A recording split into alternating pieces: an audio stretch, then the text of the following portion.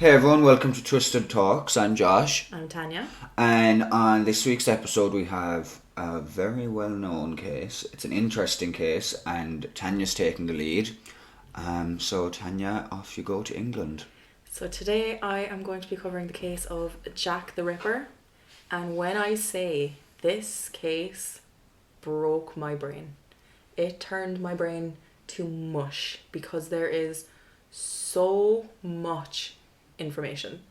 Yeah, when you were even telling me about how much kind of stuff you were finding, I was kind of like, I remember looking at this when we were younger, and I don't remember it being this chunky. Yeah, like there's a lot to it. So, I got most of my information from Wikipedia. Wikipedia was honestly brilliant for this. Yeah, like there's a few cases. There's one of the cases I did that I found Wikipedia had quite a lot of information, and some of the other ones it's like, why are you lacking?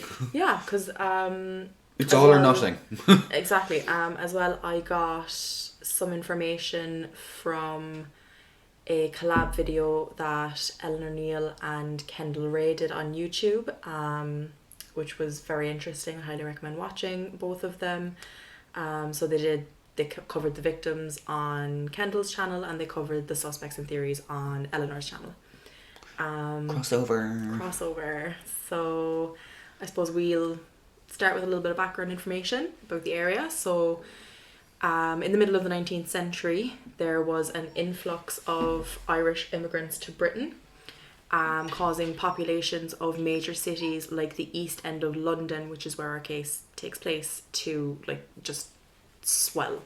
From 1882, there was an influx of Jewish refugees fleeing persecution in Tsarist Russia, because at the time of this case, Poland was called... is this the time of the Soviet Union and all that? I think so. It was part of Russia, basically, at the time. Yeah. It was called something else starting with C, like Common Poland or something. So this influx of immigration from Ireland and of Jewish refugees led to severe overpopulation in Whitechapel, which is where the murders took place. Which is actually quite funny because I'm sure there's a BBC or an ITV show or something called Whitechapel. David Tennant Whitechapel goes me. Whitechapel. David Tennant is in it, and I was actually supposed to be very good. I've never seen it though. I know, I've never seen it either, and I was actually thinking as I was researching this that maybe I should watch it. But Whitechapel is in London's East End, and around this time the population jumped up to 80,000 inhabitants by the time of 1888. There was a shortage of work, there was a shortage of housing, and this led to poor conditions, and an economic underclass developed in the area. So there was a lot of underclass people, there was poverty, most people didn't have a regular place to lay their head at night. They were renting beds night by night. Yeah. 55% of children born in this area during this time died before they reached the age of 5. That's quite sad now. Yep. There was robbery, violence, crime and alcoholism were extremely common, and people did what they could to get by, and because of the times there wasn't that many options for women, especially single women who were trying to support themselves, so a lot of them turned to sex work, prostitution, in order to make money to survive. Yeah. Because it was their only option. It is estimated that by October of 1888 there were 62 functioning brothels and about 1,200 women working as prostitutes in Whitechapel. Excuse me. This, along with numerous social issues, like there was a big issue with like anti-Semitism and racism and just general issues like that. So all of this gave Whitechapel a reputation as a den of immorality, as it was put. This only intensified when Jack the Ripper came on the scene, and his crimes were like covered by the media. And then because attacks against women and prostitutes in particular were so common during this time, as I'm sure they still are today, it's uncertain how many victims can for sure be attributed to Jack the Ripper. Because there was probably so many perpetrators out there doing their own little... Exactly, doing their own little thing. Fucked up shit. But in a police docket put together by the London Metropolitan Police Service, a docket labelled as the Whitechapel Murders, 5 women were named as the canonical 5. So these are the women that they are certain were victims of the Ripper. Okay. And these women were Marianne Nichols, Annie Chapman, Elizabeth Stride, Catherine Eddowes, and Mary Jane Kelly. Apologies if anyone can hear my dog being a drama queen at the back door. Always. She's just an attention whore. Bella! So, the first victim was Marianne Nichols, who went by Polly. Polly was born August 26th, 1845, and she was 43 at the time of her murder. On August 31st of 1888, at about 20 to 4 in the morning, Polly's body was found in Bucks Row, which is now called Durward Street in Whitechapel. The last sighting of Polly being alive was about an hour before, when Mrs. Emily Holland, who had in the past... I like that name. Isn't it? Isn't it? Me too. But Emily Holland and Polly Nichols had shared a bed or a room at a common lodging house in the past, which is how Emily Holland knew that it was Polly Nichols. So Polly had previously tried to rent a bed and was turned down, so she went out to make money for the bed. Excuse me. When Emily had last seen Polly, it was about 2:30 in the morning. She was walking in the direction of Whitechapel Road, and apparently she had said to Emily that she had gotten the money together for a bed but had spent it on alcohol. And her body was discovered by Charles Cross, and then another man, Robert Paul, came on the scene, and the two went to fetch the police. Polly had been brutalised. I'm going to give a trigger warning. This is quite graphic. That's all. It's just very graphic. It's very grisly. So Polly's throat was severed by 2 deep cuts, with one of them being so deep that it had actually severed the tissue all the way down to the vertebrae, and it left striations on her vertebrae. So it was so deep the knife left marks on her bones in her neck. And as well as this, she had been stabbed twice in the vagina. Oh. Yep. And had a large jagged wound across the lower part of her abdomen where her bowels were protruding. So she'd basically been eviscerated.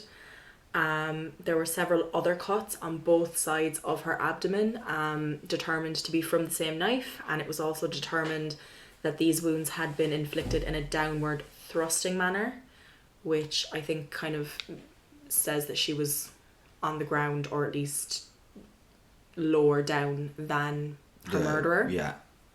And when police came to the scene, they said that she had been dead for about 30 minutes.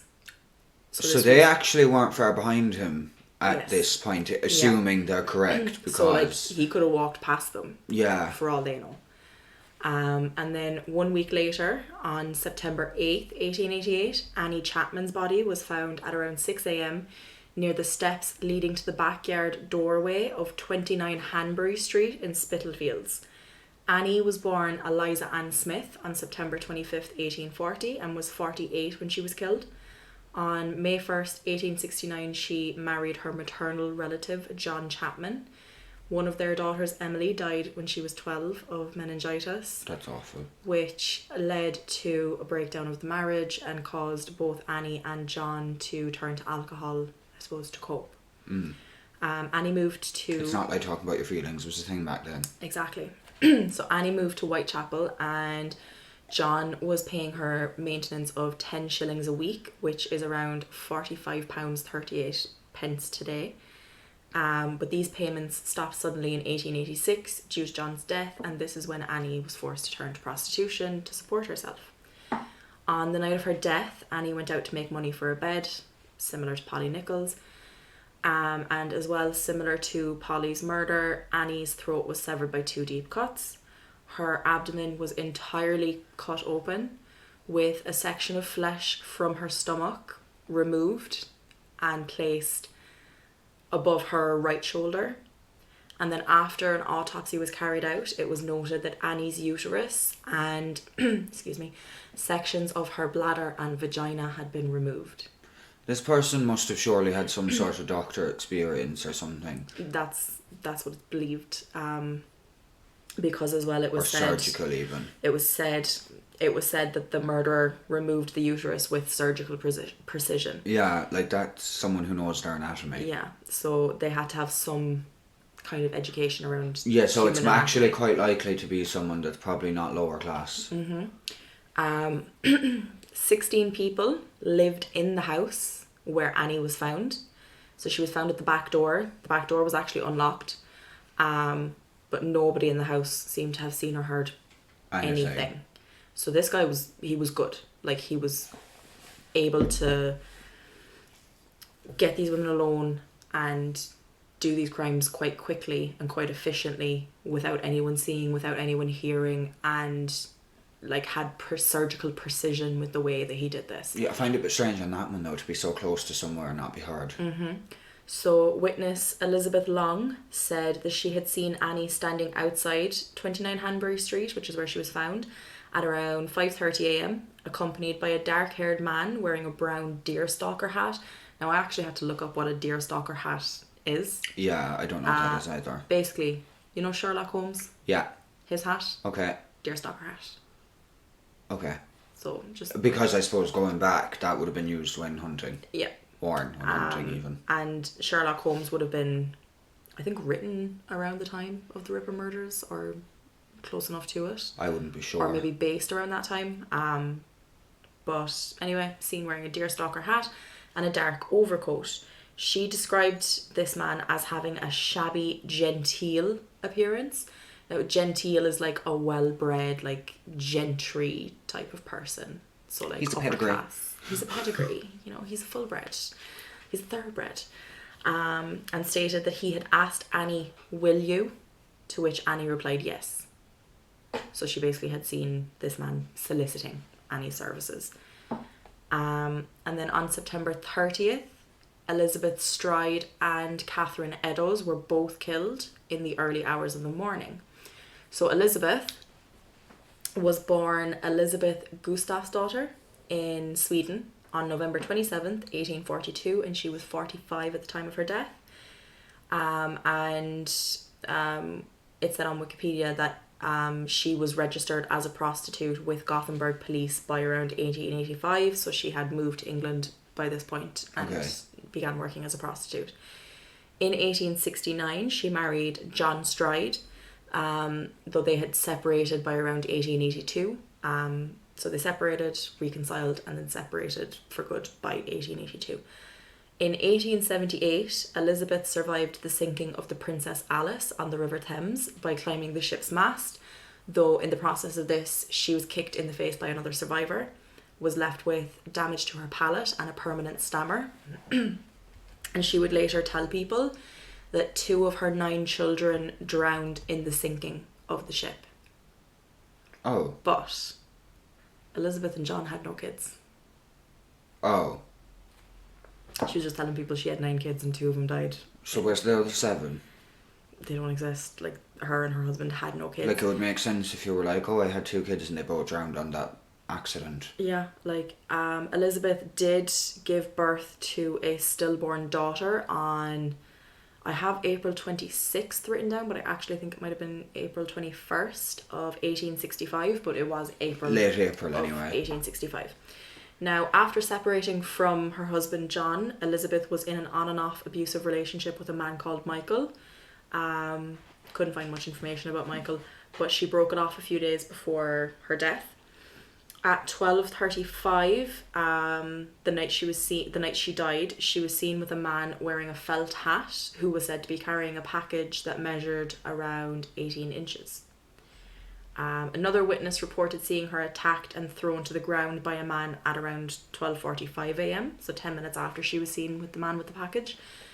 Stride was discovered dead at around 1 a.m. in Dutfield's Yard off Burner Street, which is now Henriques Street in Whitechapel, and was thought to have been dead for around 30 minutes as well. Again? Mm-hmm.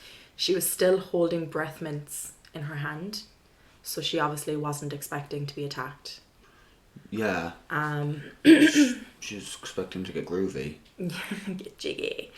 Her cause of death was determined to be a single clear-cut incision across her neck, measuring 6 inches. This this severed her left carotid artery and her trachea before stopping underneath the right side of her jaw. So this is quite long, quite deep. There was no further mutilation to Elizabeth's body. Okay. So it was just the cutthroat murder. This leads to speculation that she either was not a victim of Jack the Ripper or that he was interrupted during this attack. Okay. Several witnesses... the whole neck type of thing sounds like his previous victims. Exactly. So several witnesses claimed to have seen Elizabeth in the company of a man in and around Burner Street on the evening of September 29th and into the early hours of the 30th. But like descriptions of this man varied quite a lot, from fair-haired to dark-haired, shabbily dressed to well-dressed, his height, what he was wearing. Witnesses gave a lot of different descriptions. And 45 minutes later, Catherine Eddowes' body was found in a corner of Mitre Square in the city of London. Now, Catherine was born on April 14th, 1842, and she was 46 when she was killed. The night of her murder, she was actually taken into police custody after being found lying drunk in the street, but they let her go at around 1 a.m. Okay. The last sighting of her was at around 1:45 a.m, which would be 45 minutes after the police let her go. And when she that was the one night that you should have been kept longer, really. That would have worked out much better. Honestly, and when she was found, her throat was cut from ear to ear. Her abdomen had been ripped open and her intestines had been removed from her abdomen and placed above her right shoulder. So similar to Annie Chapman, where she had organs placed above her shoulder. And a section of her intestine was severed completely and placed between her body and her left arm. Catherine's left kidney and the major part of her uterus had been removed, and sources vary. Some sources say that these were missing from the scene, so that the killer had taken them. Her face was horribly disfigured, her nose was severed, her cheeks slashed, and she had cuts measuring 1/4 of an inch and 1/2 inch respectively, going vertically down her eyelids. Each of her cheeks had a triangular incision carved into them, with the apex of the triangle pointing towards her eyes, and pieces of her right ear were later recovered from her clothes. So this one really went all out. Violent. Yeah. Violent.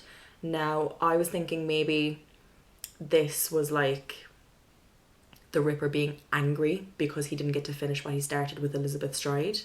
Yeah, because he didn't seem like he did much on that. Taking it out to everyone else. Taking it out on Catherine Eddowes.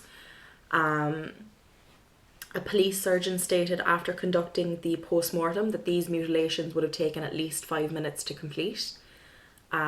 Local cigarette salesman Joseph Lewende claims that he had passed through the square shortly before the murder, accompanied by 2 of his friends, and that he had seen a fair-haired man with a shabby appearance, and he was with a woman who may have been Catherine Eddowes. But I do want to mention that the 2 friends that were with him weren't able to confirm this description. Okay. They weren't sure themselves. So pinch of salt. The murders of Elizabeth Stride and Catherine Eddowes became known as the double event. Okay. Which was actually because of a letter that the Ripper sent. Now I'll get onto the letters in a minute. A section of Catherine's apron was found covered in blood at the entrance to a tenement in Goulston Street in Whitechapel at 2:55 a.m. Now it said that the way that the apron was dropped at this tenement suggests that the Ripper was actually walking back towards where he had killed Elizabeth Stride. So he was just going to stroll past these police. Just as if he was going about his business, nothing to hide. Confident. Now, on the wall directly above where the apron was found, there was graffiti that said, "The Jews," spelt Juwes, "are the men that will not be blamed for nothing." Now, it's unclear whether this was written by the murderer because, as I said, anti-Semitism was so strong in the area at the time. And I'm not trying to be funny, and I know obviously like everyone has different education levels, but I imagine if you are a Jew, you know how to spell Jew. Now, graffiti like this was rife in the overcrowded area at the time. Yeah. And fearing that this graffiti would spark anti-Semitic riots, Police Commissioner Charles Warren ordered that it be washed away before dawn to stop any more panic from not help it, being so that it doesn't incited. fuel anything. Exactly. Now, the final known victim of the Ripper was Mary Jane Kelly. And there's not much known about Mary Jane's origins, but she is believed to have been born in Limerick. Oh. She was an Irish gal around 1863, and she was 25 at the time of her murder. So she was a good bit younger than the rest of the victims, like at least 20 years younger than the rest of the victims. She moved to Whitechapel in 1884 and began working in a brothel. A neighbour said that she saw Mary stumble home drunk at about 11:45 the night she was murdered, accompanied by a red-haired man in a bowler hat. Oh. So, like I said, the descriptions vary a lot, but he always wore a hat. Yeah, I was just thinking that. Now, hats were a bigger thing very fashionable for men at the time. So this neighbour lived under Mary and stated that she heard Mary singing until around 1:30 in the morning, at which time she assumed that Mary had gone to sleep. A man called George Hutchinson claims that Mary approached him at 2 a.m. to ask for money, and he told her he couldn't help her because he was broke himself. Honestly. And he then saw her walk off with another man who looked Jewish. How does someone... Listen to this. Bear in mind, this was at 2 a.m. The streetlights back then were like gas lamps, not very bright. Yeah. And the streets were very narrow and crowded and quite dark. Yet, George Hutchinson gave police a detailed description right down to the colour of this man's eyelashes. Oh, fuck off. So personally, I don't think he saw her. Unless you were kissing under the gaslight, I don't think you did. Yeah. He apparently heard Mary complaining to this man, that he knows the colour of his eyelashes, that she had lost her handkerchief, and he saw the man give her a handkerchief and noted that it was red. I don't know why he felt that was so important. He gave her a red handkerchief. Blood red. A red one. He must have been the murderer. Yeah. And around 2:30 a.m, a woman said that she saw Mary outside her apartment with a man, and she was just talking to this man, and she said that based on how they were interacting, it seemed like they knew each other. Okay. So they were familiar with each other. Now, at 10:45 a.m. on November 9th, 1888, Mary was found dead on her bed in her room at 13 Miller's Court, Dorset Street in Spitalfields. The landlord's assistant had come by to collect the rent, and when there was no answer, he used an open window to reach through and open the deadbolt on the door, and found Mary murdered. Yeah. Now, it appeared that Mary Jane had been attacked in her sleep. Her clothes were neatly folded next to the bed, and she was in her nightgown, like she was in bed, ready to go to sleep. Like. Yeah.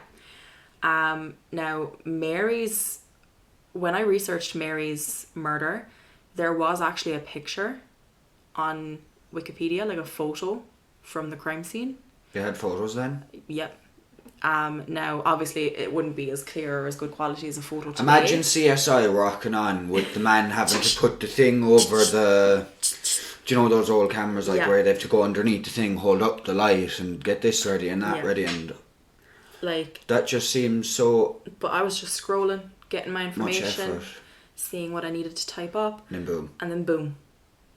Dead woman. And it is gruesome.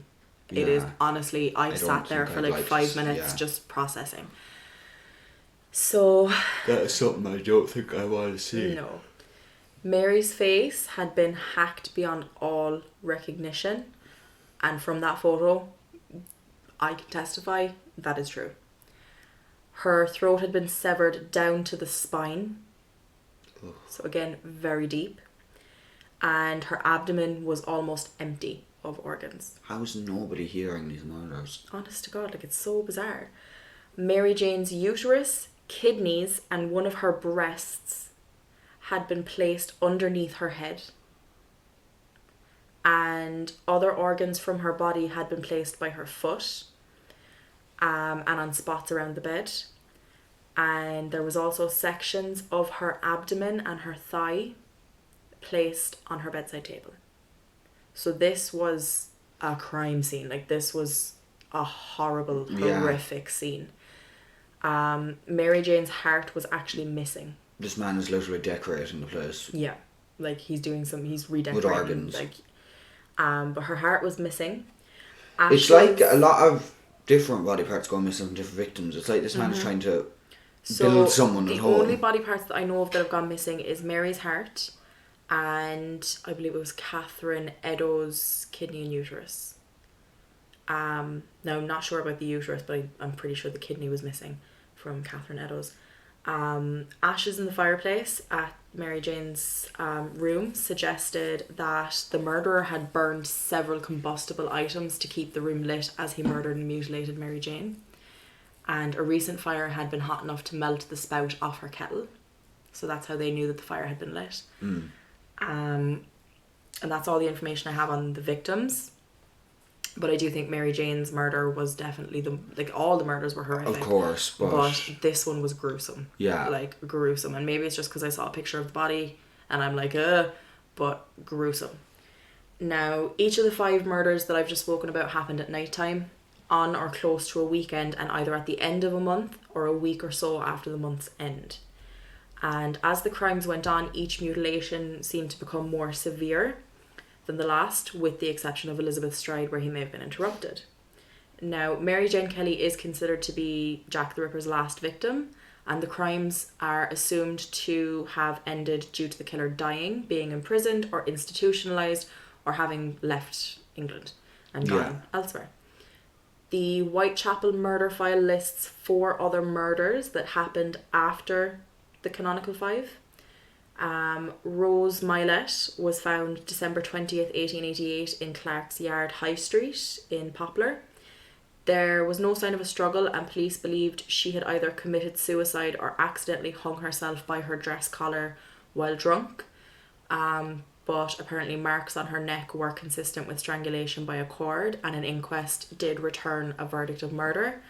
But it's just not something that's been able to be definitively linked to Jack the Ripper, and I think the mode, what is it, modus operandi, like the mode of murder was wildly different. Yeah, like as in there was no actual laceration per se. There was no mutilation, her throat wasn't cut, she was either strangled or hung herself, or it was an accident. And then Alice Mckenzie was murdered just after midnight on July 17th, 1889 in Castle Alley, Whitechapel. She had 2 stab wounds to her neck and her left carotid artery was severed. There were several minor cuts and bruises on her body and a 7-inch long superficial wound from her belly button to her left breast. So it wasn't a severe wound, it was like a flesh wound. Now that one I feel like that's possibly could have been him and he got interrupted again. Maybe. Now one pathologist, Thomas Bond, James Bond's brother, believed this to be a Ripper murder, but his colleague George Bagster Phillips, who had actually examined 3 of the Ripper's previous victims' bodies, disagreed. Some suspect that the murder was simply a copycat, that the murderer had copied Jack the Ripper's modus operandi to deflect suspicion, and then others believe it was the Ripper himself. Now, I think if this had happened before the canonical 5, I'd be more inclined to believe that it was the Ripper, because maybe it was his first one. Yeah. But it was after. Like, he didn't stab his victims in the neck, he cut their throats. And actually backtracking, what is modus operandi, whatever you said a minute ago, that's too fancy for me. Yeah, I've been trying to figure out a way to phrase it, but it's basically the way he kills. The method. The method. Thank you. Jesus Christ, mush. This has turned my brain to mush. It was all downhill since you saw the photo. I am still recovering. I may need therapy. I mean, I already need therapy, but I may need extra therapy. Mood. The Pinchin Street torso was found beneath a railway arch in Pinchin Street, Whitechapel, on September 10th, 1889. Due to only the torso with arms being found, the victim remains unidentified, but is believed to have been a woman between 30 and 40 years old. The torso was bruised on the back, hip and arm, and this showed that the victim had been beaten extensively before her death, and her abdomen was severely mutilated, but her genitals were untouched. She appeared to have been killed a day before being found. Now this one... It doesn't sound like he specifically went out of his way to beat any previous victims. No, he just got straight to it and got it done, dusted, left. Yeah, like he never dismembered. I know that sounds very basic way to describe a psychopathic murderer, but he never dismembered any of his other victims either. Like he sliced and diced them and cut them up and stuff, but he never cut off limbs. He was more about the internal workings. Yeah, like it was like organs being taken out. Now, there was another suspected serial killer active at the time. The Torso Killer, I think he was called. Okay. And there was another body found in the River Thames that was a torso. So I think maybe this is probably more attributed to that. Yeah.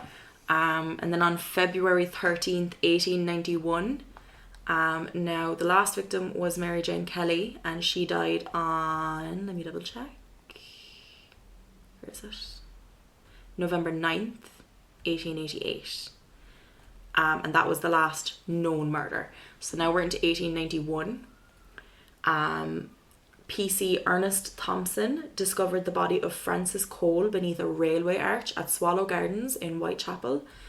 And though her throat had been deeply cut, her body was not mutilated, leading some to believe that the police officer had maybe disturbed her murderer. Frances was actually still alive when found. Oh God. But she did die before medical help could arrive on scene. And to be fair, I'm not sure how much medical help would have been a help back then. Exactly. They don't know as much as they know now or have the equipment they have now. Exactly. Now, she had been seen earlier that day drinking with 53-year-old James Thomas Sadler, and the two were known to have argued about 3 hours before she was killed. Sadler was arrested and charged with her murder and briefly was considered to be the Ripper, but was discharged from court on March 3rd of 1891 for lack of evidence. Moral of the story, don't argue with anyone in public in case they turn up dead. Exactly. Now, there are other murders and victims listed as potentially being credited to the Ripper, and if we have time later, we'll kind of get into them a little bit, but based on my research, I don't personally believe that they are linked because, unfortunately, crimes against women were as common in the 1800s as they are today, and I doubt there was any shortage of psychopaths and weirdos. There still isn't a shortage. Yeah. To be honest. Loads of them, they're everywhere. It's just back then, not as many of them got caught, so there was even more out on the streets. Exactly, it was easier to hide. Now, I'm going to get into the letters. Love letters. There were hundreds of letters claimed to be from Jack the Ripper. Well, and you can imagine, Hundreds. I imagine only a handful probably were. There is 3 that are kind of more suspected to be from him. Right. So those are the 3 that I'm going to touch on today. I suppose they kind of mention things that only really the people at the crime scene would have known. Exactly. So on September 27th, 1888, which would be... Every time you say 1888, I just have in my head all the 8s, 1888. I'm just like, it feels like something you say at bingo. 1888. So this is about almost a month after the first murder of Polly Nichols. So a letter arrived to the Central News Agency of London, and it was dated September 25th. This letter was then forwarded to Scotland Yard on September 29th, so 2 days after it was received. And this letter reads as follows. Dear boss, I keep on hearing the police have caught me, but they won't fix me just yet. I have laughed when they look so clever and talk about being on the right track. That joke about Leather Apron gave me real fits. Now, Leather Apron, at one of the crime scenes, a leather apron was found. It was I believe, Elizabeth Stride crime scene when she was found at 29 Hanbury Street. Okay. I think that was Elizabeth Stride. But that apron actually turned out to belong to someone who lived at the address, and their mother had put it out to be washed. Okay, so there was nothing sinister behind that being there. Yeah.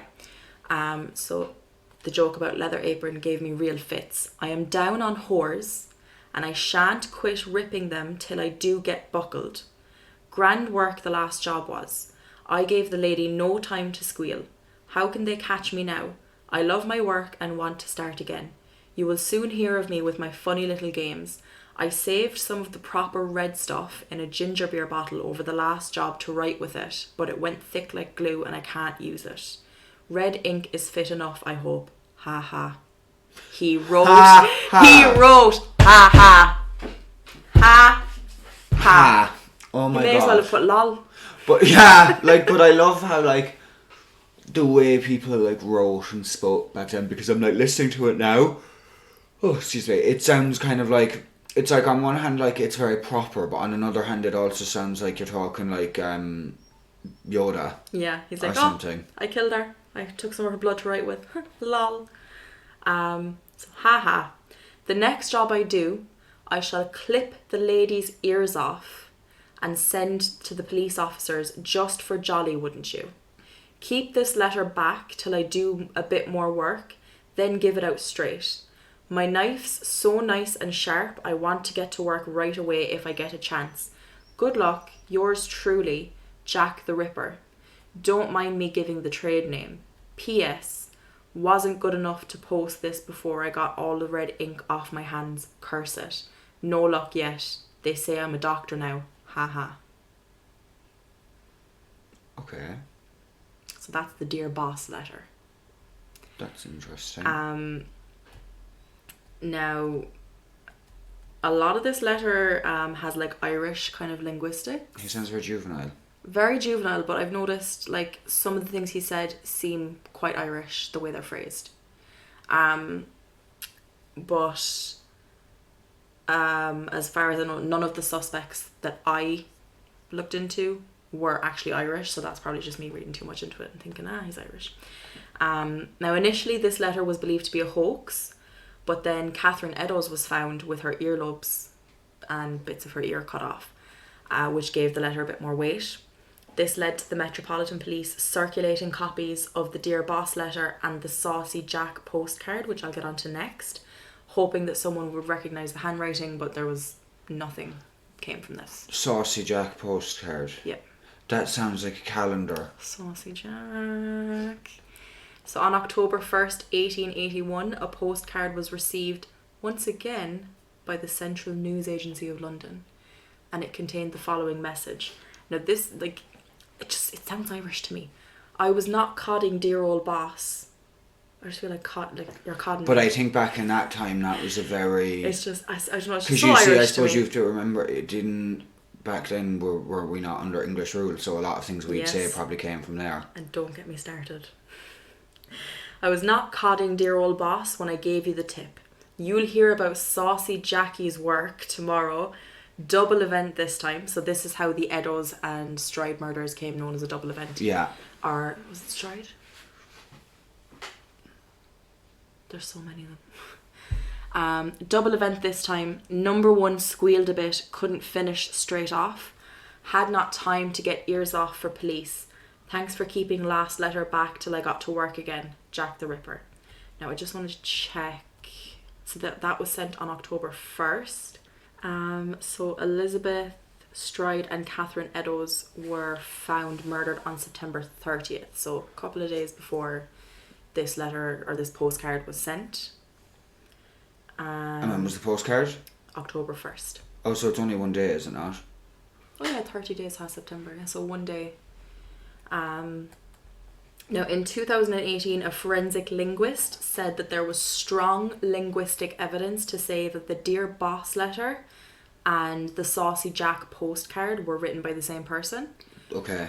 Police officials, however, have said that a man called Fred Best, who worked as a journalist at the Star newspaper, confessed that he and a colleague named Tom Bullen had written several hoax letters, and they had actually come up with the name Jack the Ripper in order to keep their publication sales up. Yeah. So obviously the first letter was almost a month after the first murder, which means it could very, very well be a hoax, because none of these letters were actually ever 100% confirmed to be... Yeah, because you can't prove it when you never found them, because murder. you can't match the handwriting or anything. Exactly. So it does seem like these two possibly could very well have been hoaxes. And the fact that this journalist came out and said, oh, me and my colleague actually wrote these and came up with Jack the Ripper, the name, so that our publication sales would go up. But then it's like, how can it be a coincidence with what happened? The years, the double event. Yeah. I do have a theory. Unless they were the killers. I'll get into my theory in a bit, because we need to read a little bit more. So then in October 1888, a letter was sent to George Lusk, who was the chairman of the Whitechapel Vigilance Committee. This letter came in a package, which also included half of a preserved kidney. And if you remember, Delightful. Catherine Eddowes was missing a kidney. We love that. The letter was postmarked as October 15th and read, "From Hell." So this is the "From Hell" letter. Mr. Lusk. Sorry now, the grammar in this one. I'm going to read it as it sounds. Oh, okay? God. Sir. Not sir. S-O-R. Sir. I send you half the kidney, with no Y, I took from one woman, preserved it for you. T'other piece I fried and ate. It was very nice. Nice with an S. I may send you the bloody knife that took it out if you only wait a while longer. Signed, catch me when you can, Mr. Lusk. So this letter was very different to the other two. There was a lot of spelling mistakes. The grammar was poor. And there was no Jack the Ripper mention. Exactly. Now,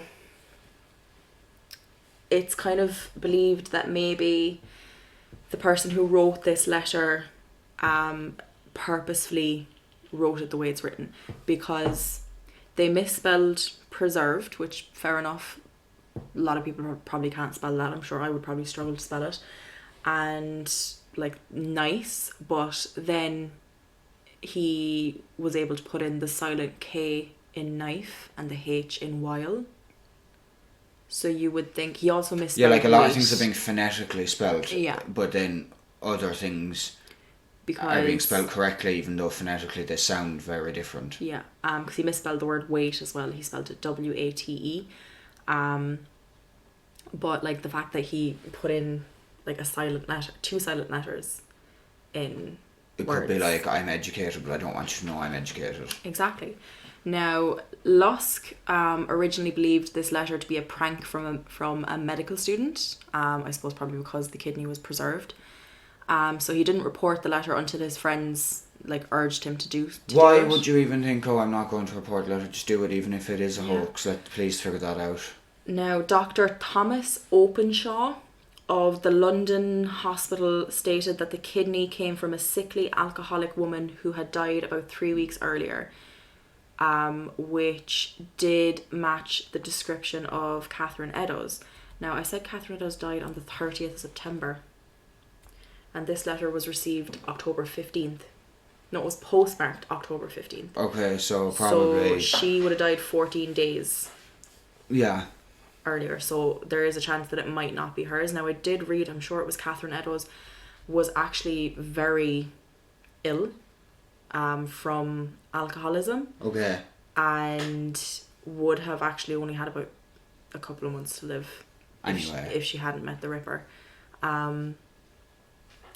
Now, a shopkeeper named Emily Marsh said an Irish man who was over 6 feet tall, wearing a dark overcoat and had a beard and a moustache, came into her shop, and she said this man was unsettling in his speech and his demeanour, and he asked for Lusk's address and wrote it in his personal little notebook before abruptly leaving the shop. Bit weird. Couldn't find anything else on that. And why would you just give out someone's address to a stranger? Yeah, it's fucking weird. So those are the letters. Now, so a lot of the letters were analysed for DNA in later years. So like the stamps and stuff, you know, because licking the stamps. But because so many of them were hoax letters, there was female DNA found. There was DNA found that could be a possible match to one of the suspects that I'm going to talk about in a minute. But it's all hearsay. Yeah. That's the thing with this case. Everything is circumstantial. Everything is hearsay.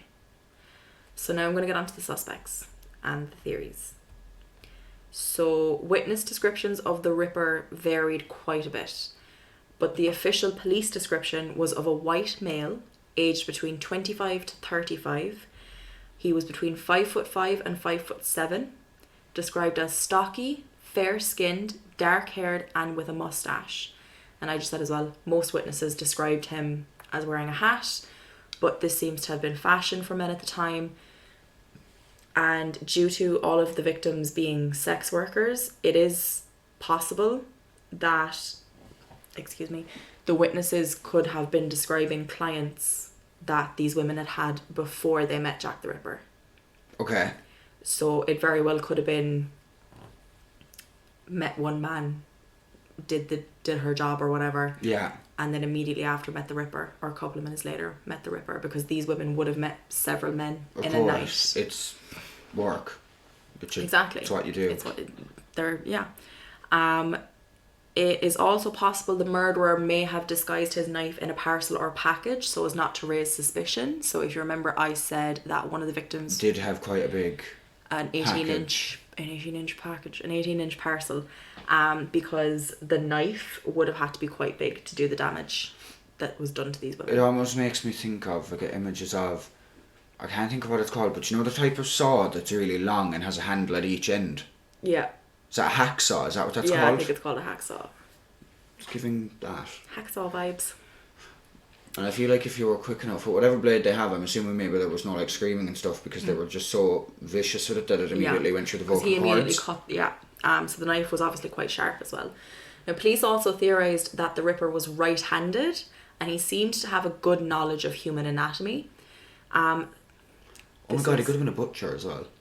Honestly, no. I know there was suspects who were butchers, but I think most of them were ruled out, so I didn't. Yeah.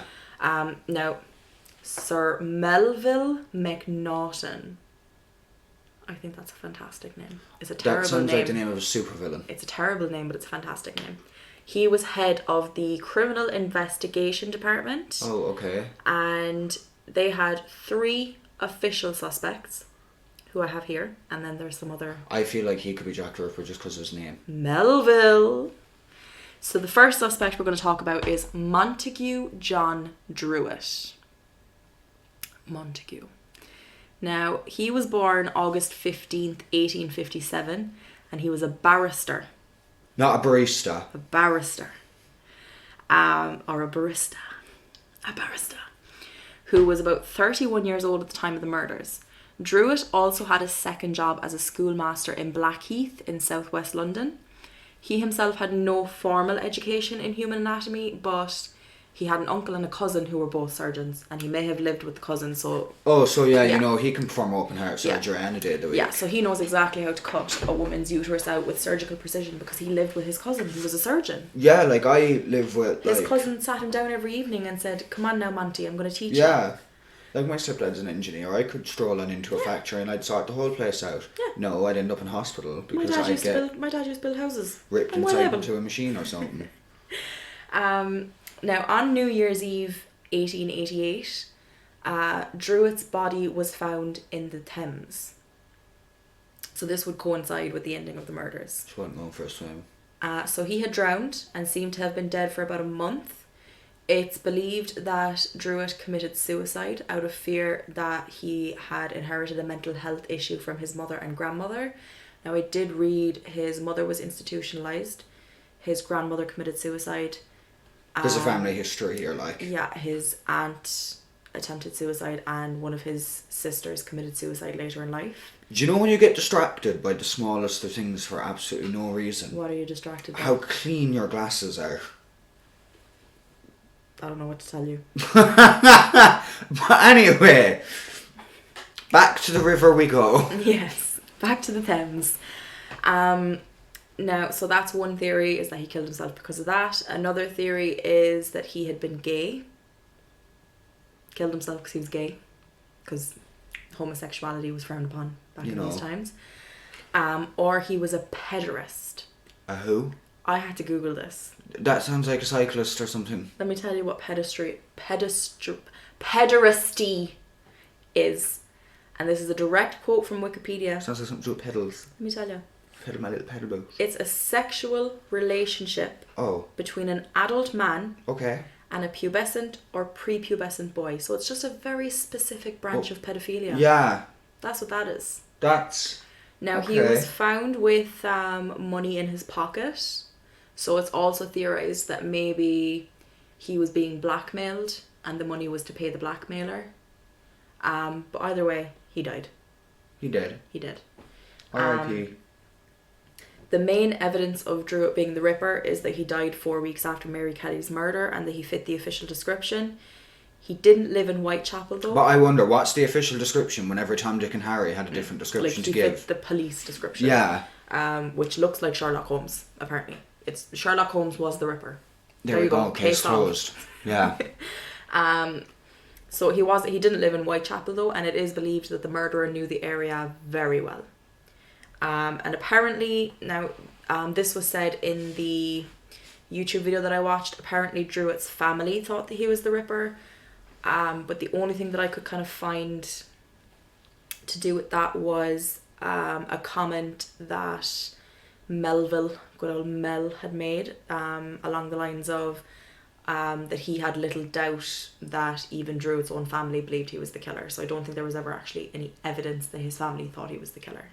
Yeah, like there's no evidence in this whole thing, really. Like, I understand that the police at the time didn't have the forensics and things that we have today. They didn't have as much evidence to go off of and things like that. But they're literally getting paid to jump around the place and being like, sure, it might be you. Like, they are speculating. It's like, do you know when the Lotto television ad comes on and it's like, it could be you. It could be That's them going around the place. Yeah, but with Jack the Ripper, it could be you. Yeah.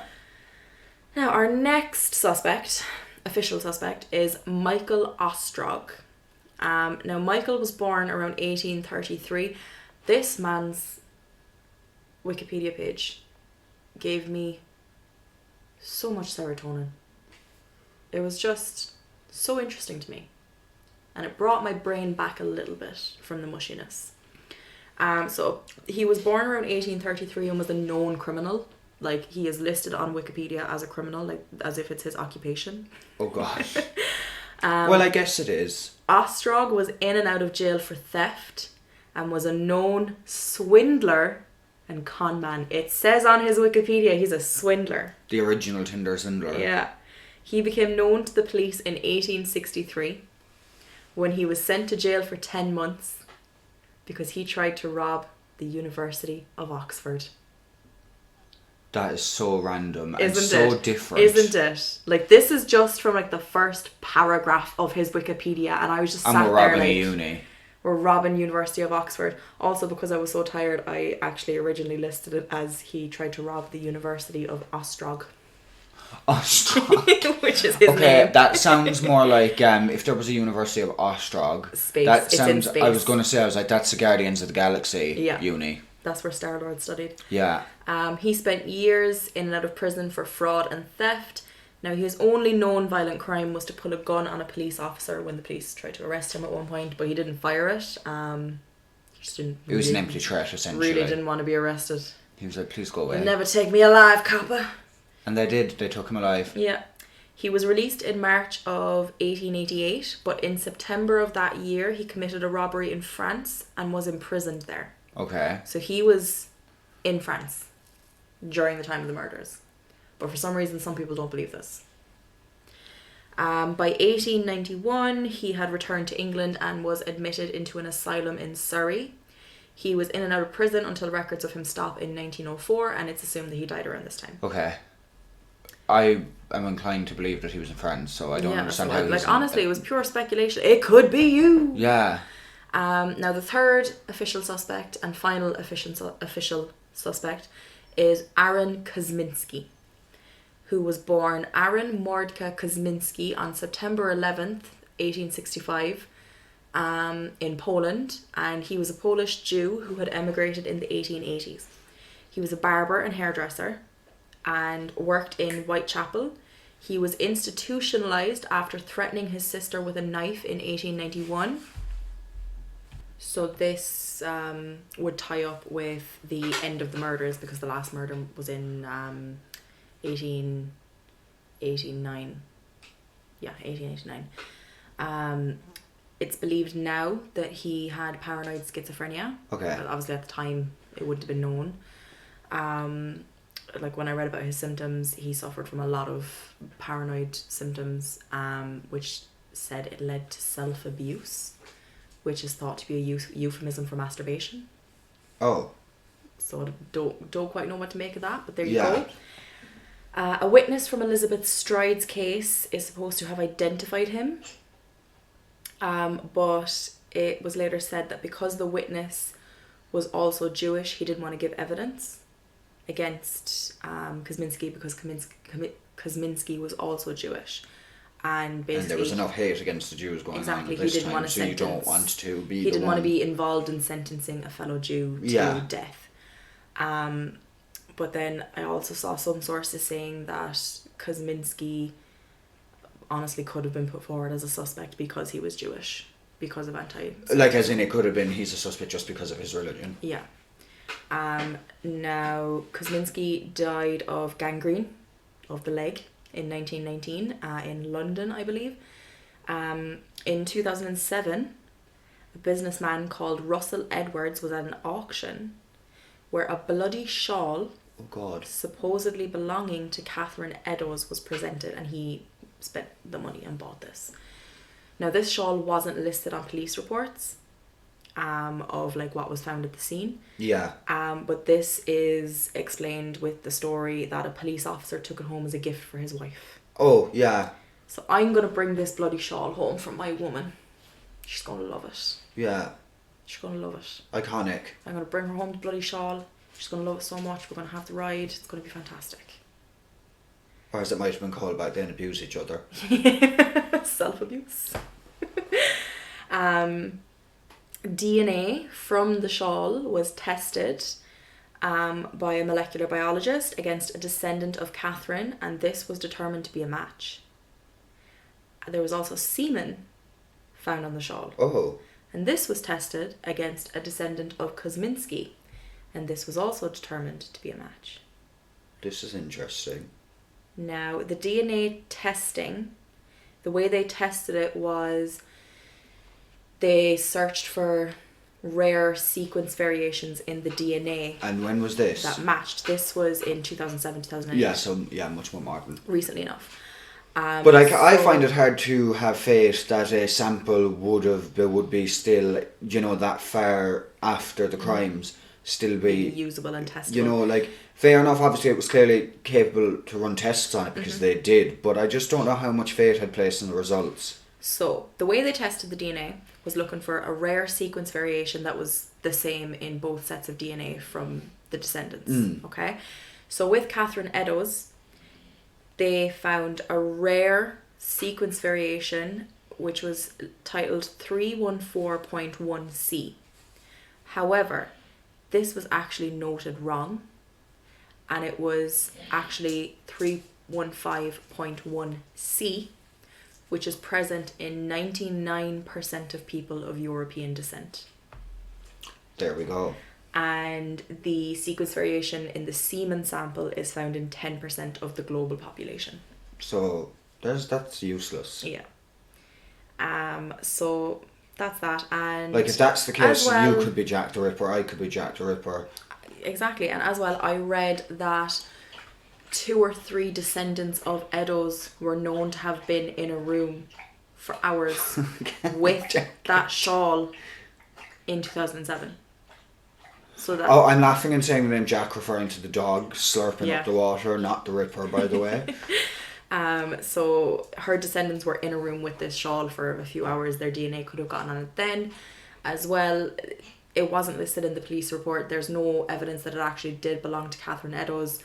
And when you think about it, like, it didn't come to be known until over 100 years after the crime. You have to think about how many hands that shawl has passed through. Yeah, like there's going to be a lot of like DNA building up from God knows who. People touching it, people sneezing near it. Like, how can you trust something coughing near like it, that? you know? So that's that. And then, so now I'm going to go into the theories of who could be. So these are less solid theories of who could be Jack the Ripper. So first we have Walter Sickert, who was born May 31st, 1860 in Germany, and he was a painter and printmaker. He was a Jack the Ripper stan. Like, in the YouTube videos, Kendall, Ray and Eleanor Neale said that apparently he liked to like dress up as Jack the Ripper. Like, he was cosplaying before cosplay and it's was like, a thing. yeah, it's like, and how do you cosplay as someone who's not been actually properly identified? Like, he was Is it a different wig and a different hat for every day of the week? Yeah, gonna do my bowler hat today, my deerstalker tomorrow, my soft felt hat, my hard felt hat. You know. Beautiful. Now, like I said, he was a Jack the Ripper stan. He believed that he had once stayed in a room that the Ripper had stayed in. And he believed this because the landlady told him about a guest that she had in 1881, which was a whole 7 years before the crimes started, and she suspected that this guest that she had 7 years before was the Ripper.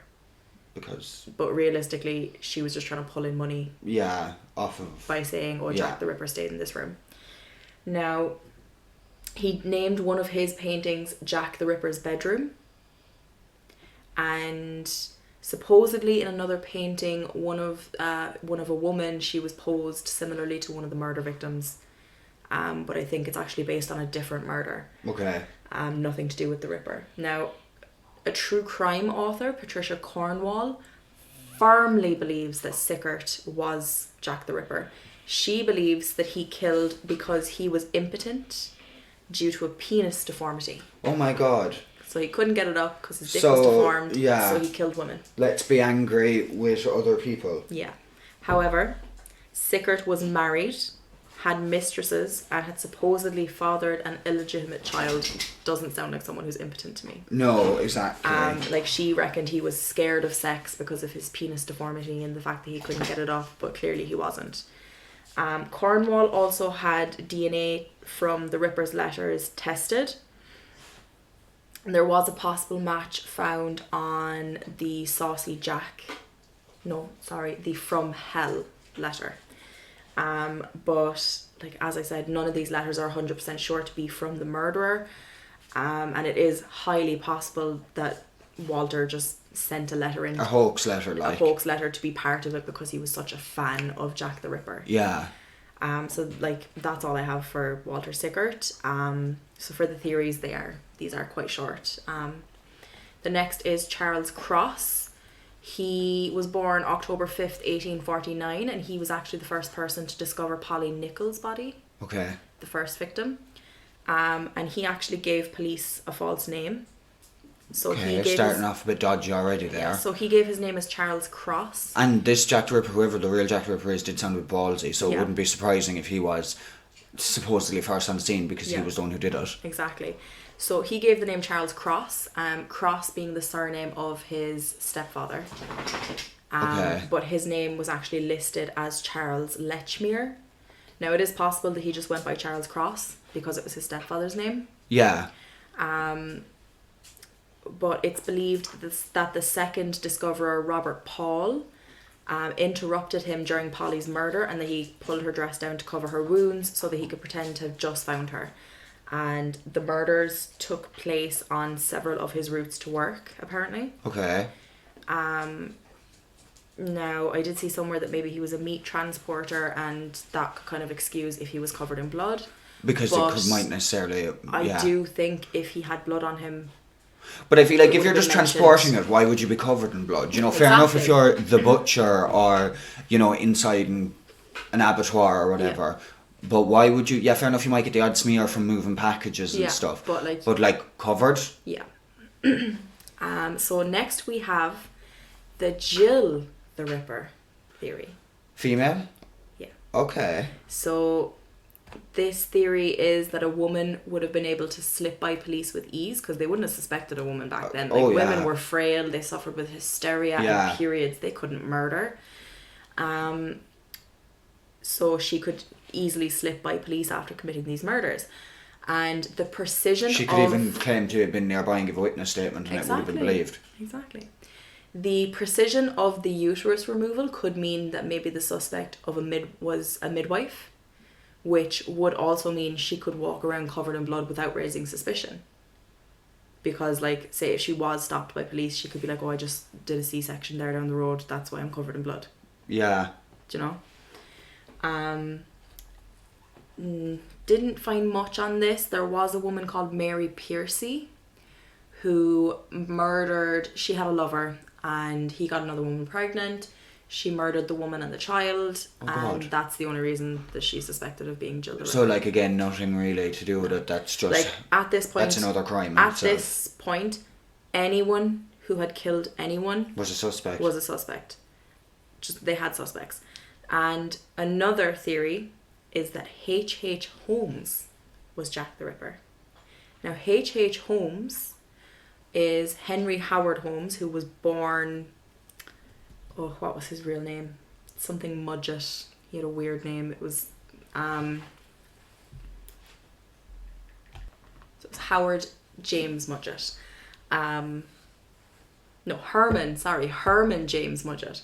And he was born May 16th, 1861, and he was actually an American serial killer. I'm sure you've heard of him. He built a little murder castle for himself. As one does.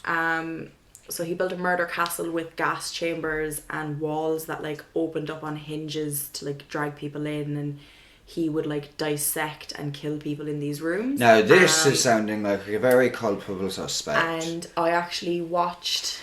I'm assuming, obviously, first to know he was an American serial killer, he was eventually caught. Yeah. He was caught. He was hung for his crimes. And where was he caught? In the US.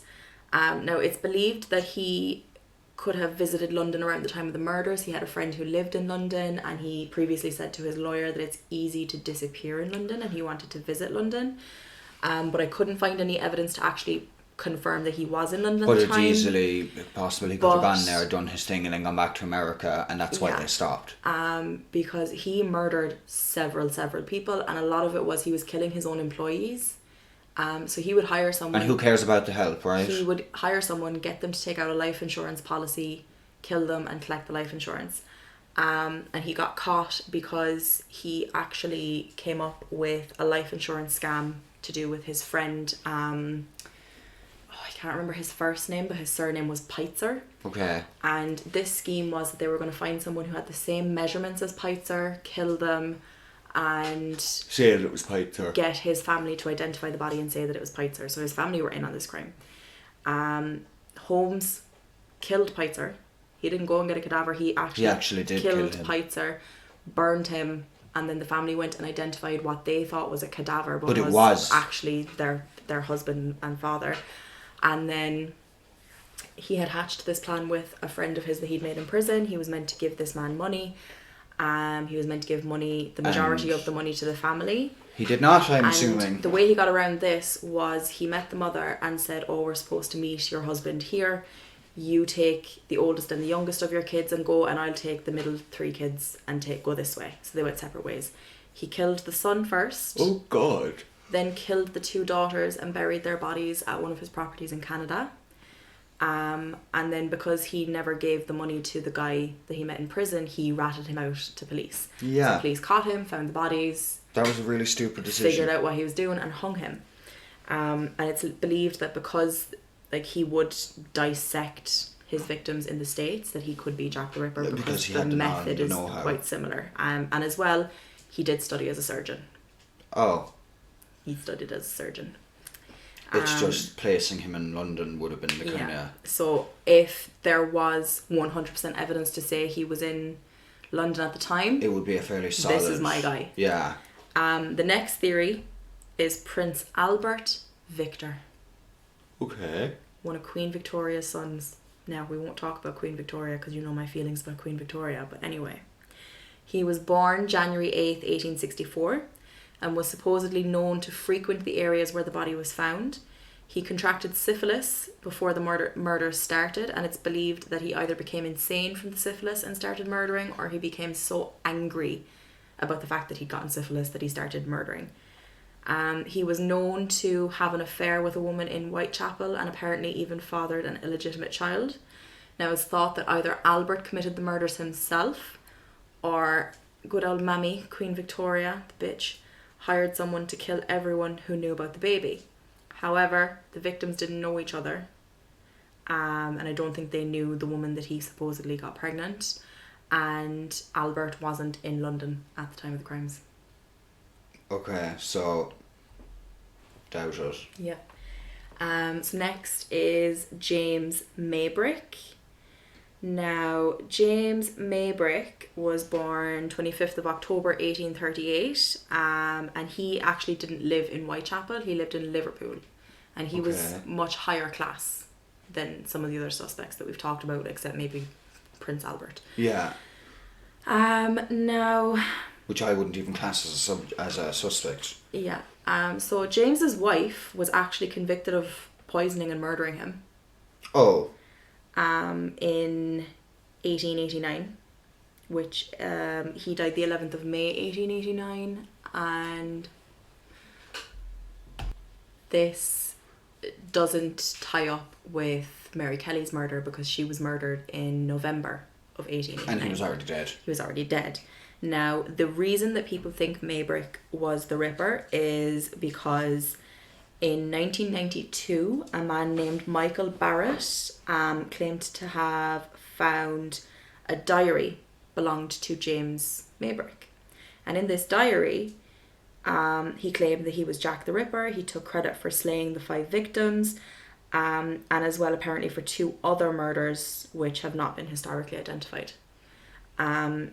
Now, the only thing is, the story about how Michael Barrett came to have this diary varied a lot. Okay. So first he said that a friend of his, Tony Devereaux, gave it to him in a pub. Then the story changed, and like, to be fair, this diary could just be someone's equivalent to a fucking fan fiction. Exactly. So then the story changed, and his wife, Anne, said that the diary had been in her family for as long as she could remember. I also saw somewhere that the diary had been found under floorboards in Maybrick's house. Okay. But... And I don't understand, how could it be in your family for as long as you remember? Exactly. If at this time it wasn't that long ago all this stuff was happening. Exactly. Now, there was testing carried out, and some testing said that the ink used to write in the diary and the diary itself was consistent with like the 1860s, 1870s, and then another test found that it was inconsistent with the 1880s, and then another test found nothing inconsistent with the Victorian period. Yeah, so it's a bit all over the place. A bit all over the place. There's nothing to point at anything because everything's disagreeing. Exactly, and it was noted that the handwriting style seemed to be more 20th century than Victorian as well. And then I know that Michael Barrett, I believe, came out and said that he had actually made it all up and written it himself. But then he later said that he only said that to get people to leave him alone. So, pinch of salt. Yeah, everything's up in the air. There's no real evidence anywhere in this whole thing, to be honest. So, the last theory that I have here is about Joseph Barnett. Okay. Now, Joseph Barnett was born May 25th, 1858. And he was actually either an ex-boyfriend or an ex-roommate of Mary Kelly, the final victim. So sources vary. Some sources say that they were in a relationship and broke up. Some sources say that they were just roommates. Okay. And they were roommates. Roomies. Oh my God, they were roommates. And he would have known Whitechapel quite well, as the murderer is said to have. This theory states that Barnett wanted to keep Mary from prostitution, and so he was financially supporting them. But then he lost his job. Some sources said he was fired, but didn't say why, which meant that Mary unfortunately had to go back to prostitution. Yeah. And then apparently they were known to have argued a few days before Mary Kelly's death because she had brought 2 of her sex worker friends home for the chats or whatever. and he didn't like that. And in this argument, they were throwing things at each other, and a window got broken, so it was very aggressive. Yeah. So then he moved out, but it is believed that what had happened was he was killing people in order to scare Mary away from prostitution. Okay, because it's like prostitutes are dying. Do you really want to keep doing that? Exactly, and putting yourself in that new increased sense of danger. Like, it did work for a while. Like, she stopped sex work for a while, but obviously she had no other way of supporting herself. Yeah, what else are you supposed to do? Exactly. What can you do when you live in a shoe? And as well, he matched the official police description. Which I still don't understand how the police have this official description. Now, I will say, H.H. Holmes is the fucking bop off the police sketch. Okay. It looks so like him. It's actually scary. Like, the nose, the mustache, the eyebrows. It's scary. Like, I'll show you after this. Now, I do have my theory, which is 2 of the victims were not killed by Jack the Ripper. Okay. So first of all, I think that the letters weren't sent by Jack the Ripper. None of them? None of them. Okay. So what I think happened is it was kind of... the first murder happened. And I do think Charles Cross could potentially be a good suspect for that murder. The guy who found the body and was apparently seen pulling the dress down over the body, or might have pulled the dress down over the body when the second guy came on the scene, because as well it was said there was no blood pooled around her when they first found the body, but by the time police had got there, there was. So she was very freshly dead at the time. Yeah. So I think possibly maybe Charles Cross could have killed her, and then those 2 journalists sent their first letter and named him Jack the Ripper. Yeah. Which led to him becoming what we know today. It's easier to sensationalise it then. Exactly. And then I think that either the person who sent that first letter later went on and killed Catherine Eddowes and did what he did with the ears because he knew it was in the letter. Or someone who saw the letter was like, okay, right, I'm doing this. Now, Elizabeth Stride, I actually believe, was murdered by her abusive ex, Michael. Okay. Because her murder, literally her throat was cut. And it is a thing with domestic violence relationships where when the partner who's being abused leaves, they are in more danger than they were when they were in the relationship. Yeah. Because with domestic violence, a lot of it is about control and power dynamics, and it would have enraged Michael that this woman had left him for that. So I think he murdered her.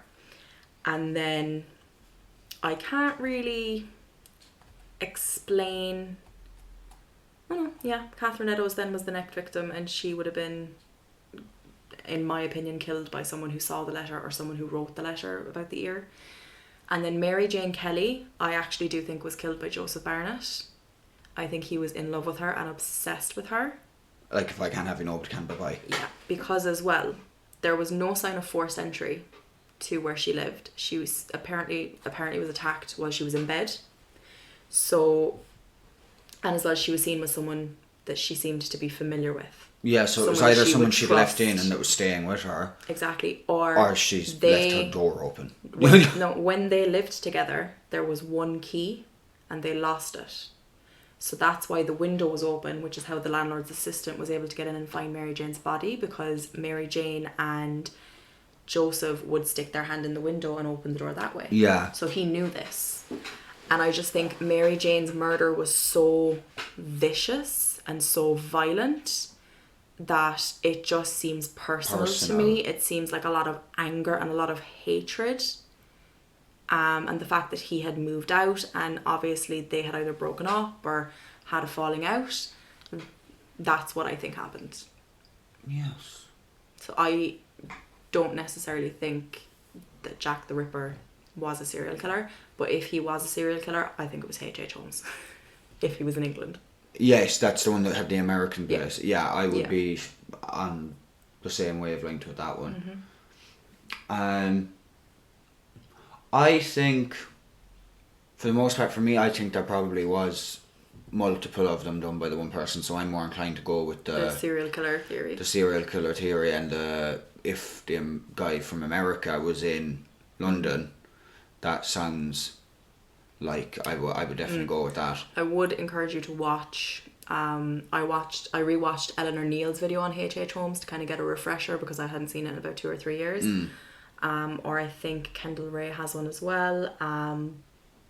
Bella Fiore has one, and I believe Bailey Sarian does as well. I love Bailey. I love those. Those are my 4 girlies. Like, I mean, I love them all. I think maybe 1 or 2 of them I haven't really properly seen, but Kendall and Bailey, I've often watched their stuff and I love them so much. They were very good, very well informed videos. And very good, very nice. Very good, very nice. From what I've seen and what I've read, the method of murder was very similar. Like now when he was in the hotel, he had more freedom to do what he wanted to his victims. And fun fact, actually, American Horror Story Hotel was kind of based off H.H. Holmes. I think it was Evan Peters' character was based off him. I remember seeing something about that being... So, like, he had all these rooms. He had gas chambers. Yeah. He had rooms where there was, like, spikes. It was, like, a tiny room and there were spikes in the wall. And when he closed the doors, his victims would be impaled. And then he would, like, bring them down to the basement and dissect them. How does one even go about getting all that built without red flags going off? What he did was he would hire these contractors to do, like, one section or one room. And they wouldn't know what the other contractors are doing. Yes, but also what he would do then is he would say to them, you've done this wrong, not pay them and fire them. And then hire someone else and do the same thing over and over again. So it wasn't connected until he was found to have murdered Mr. Pizer and his 3 kids. There's actually a character in Skullduggery books. Really? That has that vibe. Actually, question. Isn't there a character in Skullduggery based on Spring Hill Jack? Yes. I was thinking that last night. Me and Justin were watching a video about the case I want to do for Halloween. And it mentioned something about Spring Hill Jack being a legend in the UK. And I was like, there's a guy in Skullduggery called that. Yeah, there is indeed. Yeah. So that is all the information that I have on Jack the Ripper. This has been a long case. We've been talking for a while. I'm sure I have sufficiently burnt the ears off of our listeners. It's a very interesting case. Lots of information. I'm sure there's probably even more. My brain out is there. mush. Like, there is. Like, I barely scratched kind of the surface, Josh. Like, there was hundreds of suspects. Well, I'll just say one thing. I'm glad I didn't do this case. Honest to God, by the time I was halfway through it, I was like, what have I done? What have I done? So yes, I suppose that's it for this week. Thank you for listening, as always. And, leave a review. Find us on Instagram, Twitter, Facebook, at Twisted Talks Pod. Hope you enjoyed it. I did my best, even with my mushy brain. We prefer mushy brain more than we like mushy peas anyway, because that's a bloody crime against humanity as far as I'm concerned. Disgusting. But anyway, so thanks for listening, guys. Until always, next week. We will speak to you soon. Ciao for now. Hasta luego.